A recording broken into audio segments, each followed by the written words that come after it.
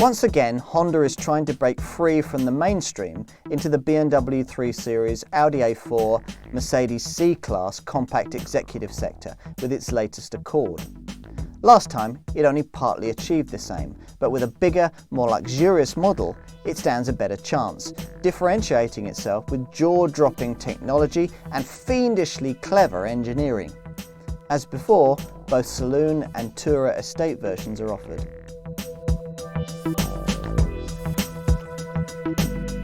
Honda isn't alone in trying to break the German stranglehold on the compact executive sector. Cars like the Lexus IF, the Jaguar X-Type, the Saab 9-3 and the Volvo S60 have been trying to do it for years, and these products now occupy a kind of hinterland that's more prestigious than a mainstream Ford Mondeo or Volkswagen Passat, but not quite at Mercedes, BMW or Audi level. Honda's Accord was mainstream not so long ago, but the 2002 generation model placed this car firmly in the sub-premium area I've just been talking about, something continued by this 2008 generation model. Now in many ways this is a very sensible place to shop if you're looking for a compact executive car. You still get a pretty prestigious badge, but you can expect a lot more for your money. In Honda's case, this with promise means a lot of Honda technical know-how. Difficult is worth doing, as the ads say. Let's see if they're right. The big news with the generation Accord that we're looking at here is an all-new diesel engine. Honda call it i-vtec, and it's the one that I'm driving here. It develops 149 brake horsepower at 4,000 RPM, and it's usefully more refined than the old 138 brake horsepower i-CTDI engine that campaigned in this car previously. It also beats it in terms of emissions and in terms of fuel economy, and with a peak torque figure of 350 Newton meters, it's usefully punchy. Otherwise, there are two petrol engines, starting with the 155 brake horsepower 2-litre i-vtec with its revised valve lift and timing and improved gas flow, or there's the 198 brake horsepower 2.4-litre i-vtec, which has had a number of internal revisions in order to make that figure without recourse to turbocharging. All the engines get a 6-speed manual gearbox, and both petrol units have the option of a 5-speed automatic. Now Honda benchmarked the BMW 3 Series in the development of this Accord, but then most manufacturers do. It's how close they came that matters. Well, this Accord features a lower centre of gravity, better body rigidity, a wider track across the axles, there's a variable rate damping, a revised multi-link suspension system to improve agility, and there's a quicker ratio steering rack. So all of these are solid improvements, but none of them are really groundbreaking. The Accord differentiates itself from the opposition in other ways.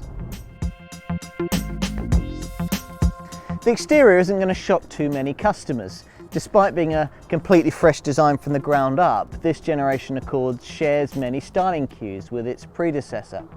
Park the two cars side by side though, and you'll see that this generation version is lower, far wider, has a more hunkered down, aggressive stance with more pugnacious wheel arches. The V-shaped grille and the sculpted headlamps give it some serious rear view mirror overtaking presence too, and the Tourer Estate model's rising waistline gives it an aggressive stance. Cabin's been improved, ridding the Accord of the rather lightweight, reedy feel of older versions. The dash extends from the centre console, flowing around the seats at the front, giving the cabin some character. The dash also has these floating backlit instruments with an LCD display in the middle of the centre speedo dial. Honda has spent a large proportion of its budget on these front seats, which are at the same time more supportive and better able to absorb and damp vibration. Now, the company's also taken a few cues from its expertise in building mini MPV people carriers, and there are storage solutions dotted all around the cabin. Things like this lidded box to the right of the wheel. You've got these storage compartments either side of the centre console, the cup holders, and a huge box under the central armrest here. Out back in the saloon, you've got 467 litres of boot space. That's more than you get in the Tourer Estate with all the seats in place. Although if you fold the Tourer Estate seats down, then you've got 672 litres on offer to play with. Prices lie in the £20,000 to £27,000 bracket common to this class of car. So in other words, you'll need to budget a little bit more if you're graduating out of the Mondeo medium range mainstream. But there's a slight saving to be made if you're comparing with a compact executive German rival, particularly if you take specification into account. Now do that and your saving over an Audi A4 will be about £2,000 comparable model for comparable model. If you're looking for the Tourer Estate version, then you'll need to budget around £1,000 more variant for variant. You've got features like alloy wheels, cruise control and climate control across the range, and continuing Honda's quest to bring luxury sector advanced technology to lower market segments, Honda's clever ADAS pack is available as an option, including ACC and LKAS. Don't you just love acronyms? Basically what it does is that the cruise control cuts in and brakes if it thinks that you're too close to the car in front, and it also helps out dozy drivers on highways who veer out of their lanes. Honda is bullish about residual values, claiming that a bigger, better built car that's cleaner and more fuel efficient ought to be a winner on the used market. Well, that may well be the case, but in the more immediate future you should find the Accord to be a model citizen when it comes to fuel economy and particularly green credentials.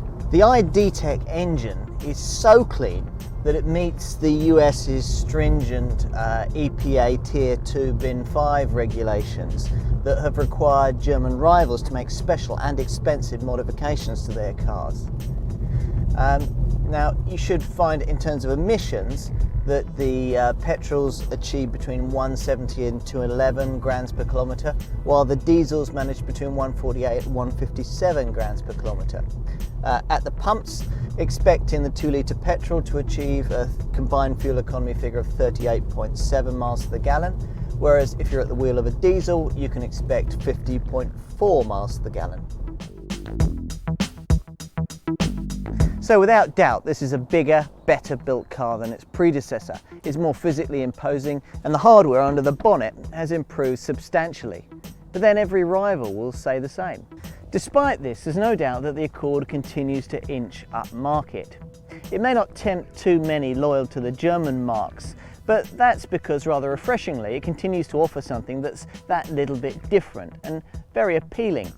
If you want a BMW 3 Series, then BMW makes a pretty good one. But if you like to plough your own furrow and go for something just that little bit different, then I'm guessing that you get on better with this car. Try one and you'll see what I mean.